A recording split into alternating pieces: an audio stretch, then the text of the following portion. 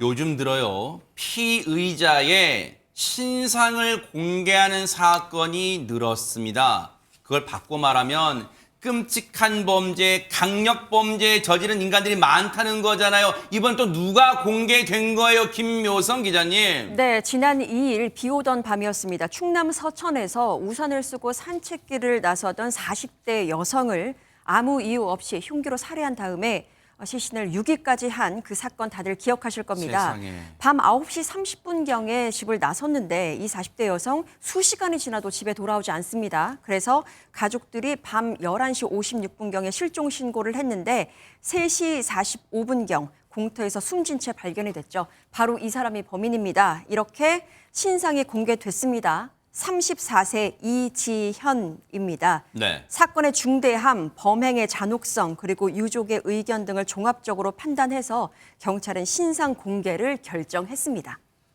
아마 여러분 기억나실 거예요. 그 밤에 운동 가던 여성을 뒤따라가서 일면식도 없으니 원한 관계는 더더욱 있을 리가 없잖아요. 무참히 살해한 그 악마 같은 인간의 그 신상이 오늘 공개된 거예요. 이지현 34살입니다. 살인 혐의예요. 구속 송치됐어요. 그 모습 보시고 이어가 보도록 하겠습니다. 범행 왜 저지르셨나요? 인생이 너무 안 좋아서요. 모르던 여자였잖아요. 갑자기 왜 살해하신 거예요? 그냥 인생이 너무 꼬여서 그랬었어요. 피해자한테 하실 말씀 없으신가요? 죄송하고 너무 미안하고 안 그랬어야 되는데 너무 인생이 너무 답답하고 뭐 좀 해보려고 했는데 그게 다 바뀌어버리니까 아무 생각 없었어요. 유족분들도 죄송합니다. 지금 많이 마음이 아파하시는데 하실 말씀 없으신가요? 정말 죄송합니다. 저게 사람이라면 할 수 있는 말이에요.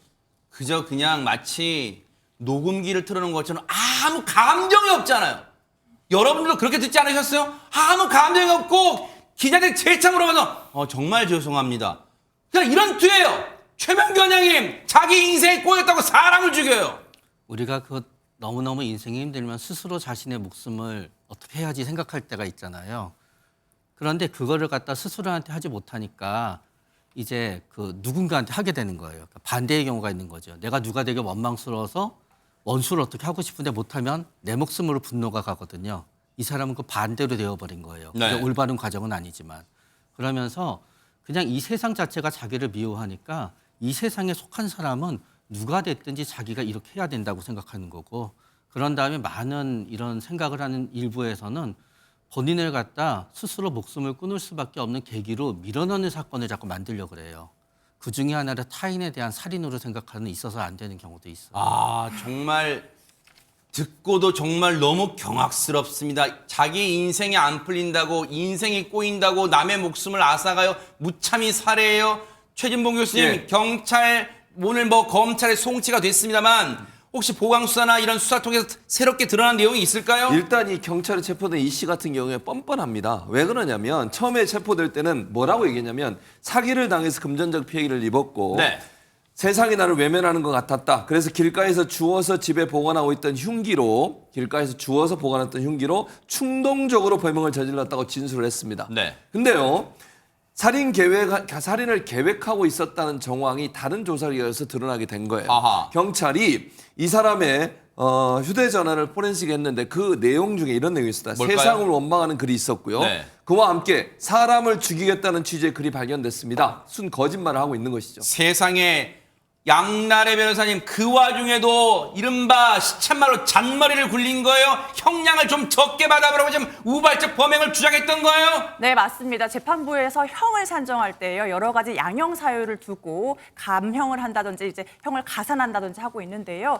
계획적으로 살인한 경우에는 형이 더 가중될 수 있기 때문에 이를 감경하고자 나는 계획하지 않았고 충동적으로 한 것이다 이렇게 주장하고 있는 것으로 보입니다. 유족들은요, 이 씨가 정신질환을 주장하면서 감형을 받으려는 것은 말도 안 된다고 하면서요, 이를 바로잡아서 최대한 형량을 무겁게 해달라고 의견을 밝혔습니다. 저 인간 보세요. 이른바 머그샷이에요. 정면과 좌우 돌아서서 찍은 사진인데 정면을 본 그 얼굴 표정 보세요.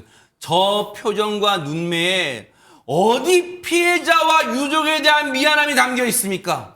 카메라를 뻔뻔하게 쳐다보는 저 인간, 앞으로 재판 과정에서 무거운 처벌을 내려주기를 뉴스파이터가 유족분들과 함께 눈 부릅뜨고 지켜보도록 하겠습니다.